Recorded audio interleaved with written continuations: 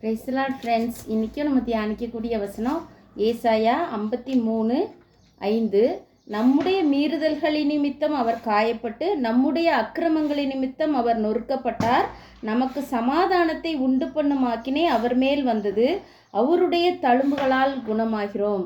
ஆமாம் ஃப்ரெண்ட்ஸ், நம்ம உலகத்தில் நிறையா பாவங்கள் பண்ணியிருக்கிறோம். நம்மளோட பாவத்தை எல்லாம் அவர் கழுவி நம்மளை பரிசுத்தமாக்குறதுக்காகவும் நம்மளை வாழ வைக்கிறதுக்காகவும் இதயத்தில் காயப்பட்டு இருக்கிற நம்மளை குணமாக்குவதற்காகவும் அவர் சிலுவைக்கு சென்று அந்த பாடுகள் எல்லாவற்றையும் சகித்து கொண்டார் ஃப்ரெண்ட்ஸ்.